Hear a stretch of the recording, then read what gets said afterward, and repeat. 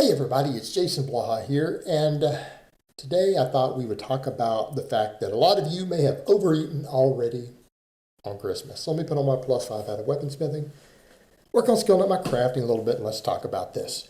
All right, there's a lot of times I'll make these videos for people going into holidays of how to not necessarily overindulge while still indulging in the holidays and celebrating, but a lot of people come looking for advice who've overeaten, right? They're like, oh man, I way overate. I ate a ton of food. I was a fat pig. I probably put on 10 pounds. First of all, you didn't gain 10 pounds of fat. You gained 10 pounds of water, right? You gained 10 pounds of water. That's pretty extreme, but it does happen. It does happen. Here's what I would say. Don't worry about it. Damage is already done. You might have gained a pound of fat, right? People need to understand, from a single day of overeating, gaining a whole pound of body fat is pretty extreme. You probably didn't do that. It's possible, but you had to already be in a caloric surplus for several days before, right? You already had to be overeating going into Christmas.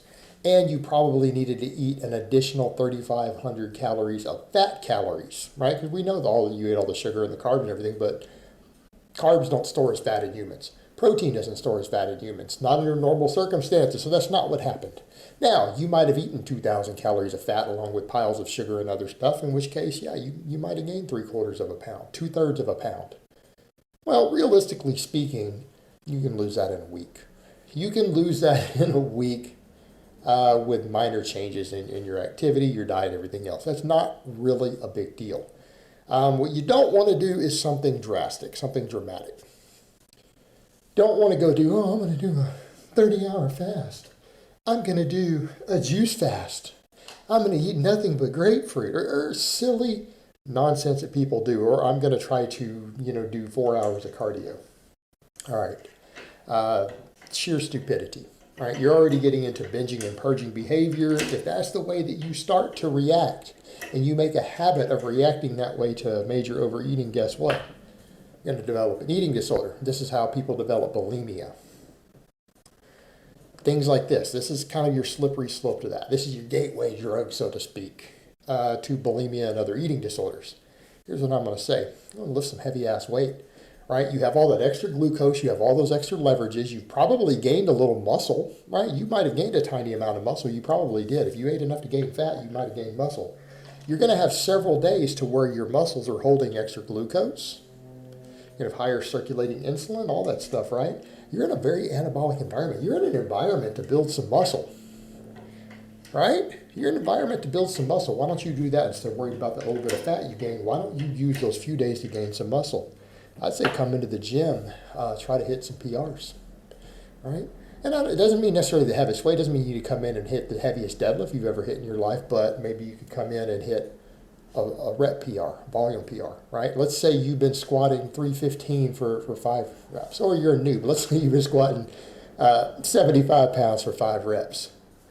Come in today and see if you can do 7 or 8, all right? See if you can come in and do 7 or 8 reps with that weight. Same thing on your bench. Rows, your pull-ups, 3 fat pull-downs. You might be doing fat pull-downs. Slang term for lat pull-downs. For people who are too fat to do a pull-up, they do lat pull-downs. Therefore, I've heard a coach call them fat pull-downs for that reason. Right, come in and hit a volume PR. Volume is what stimulates muscle growth for the most part, so that you can get stronger. Right? Training volume. Volume comes in the form of, well, did you go from a 315 to a 320 for 5 reps? Or did you take your 315 for 5 reps and turn it into 6 or 7? Either way, that's a volume increase. Because more workload has been done. That workload stimulates muscle growth. You already have the training fuel. Muscles are probably super compensated with glycogen. You have leverage advantage. You have a fuel advantage. You're in an anabolic environment. Use it to build a little bit of muscle. That's what you need to be doing. You need to be thinking of it in a positive way of, okay, I overate. Instead of me panicking and doing something negative to try to get rid of it, why don't I use it for something? Why don't I use that fuel for something beneficial? Because going and doing 4 hours of cardio is not beneficial. Starving yourself for the next 48 hours or doing a 24-hour fast is not beneficial. gaining a little muscle is, getting a little stronger is, improving your performance is. Use that fuel to do something positive.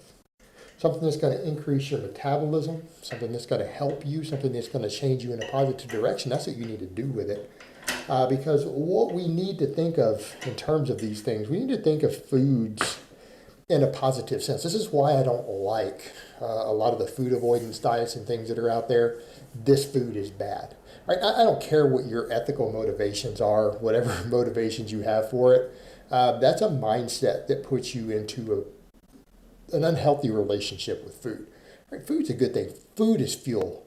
Food can be used to build your body, to build muscle, to build strength, to build athletic performance, to improve bone density. All these positive things, right?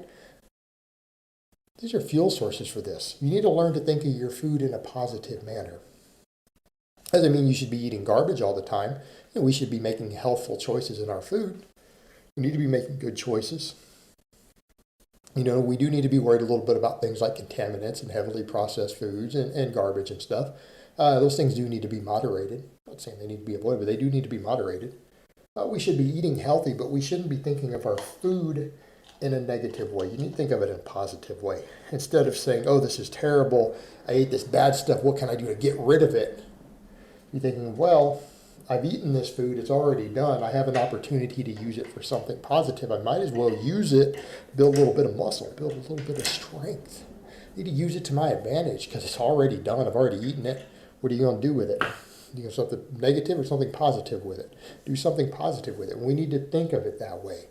Our training needs to be seen as something positive, right? Instead of, oh man, I hate this. I have to do this workout.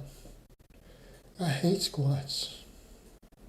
I hate this cardio. We need to be thinking of, what is this doing for me? This is beneficial. This helps me, right? You don't do it because you have to do it. You do it because you want the benefits of it. You want the benefits of it. Mindset matters with this stuff. It matters a lot. I mean, if you really and truly want to be fit and healthy and get the benefits of a fitness lifestyle, a lot of that starts with self-programming. And the way that we think about our food, the way that we think about our training, the way that we think about these things matters. It matters a lot. Because that's going to affect your motivation. That's going to affect the way that you view yourself. It's going to affect your sense of self-worth. It's going to affect your identity. It's going to affect your adherence to what you're doing. The way that you spin it in your brain, the way that you look at it, a positive or a negative light, matters. Matters a hell of a lot if you want to get the benefits of a fitness lifestyle.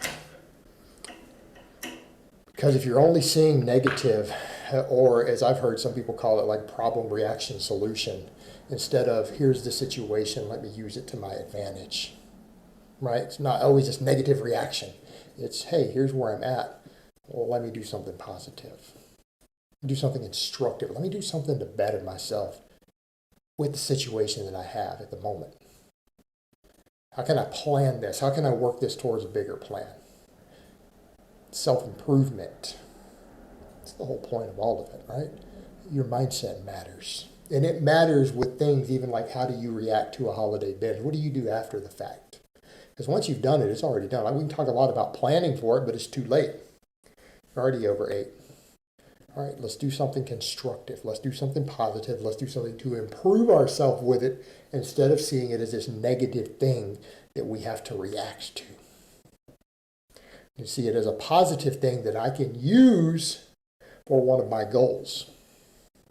Use it. All right, guys, but that's really all I have to say on that today. I hope it's been informative, and I will talk to you guys next time.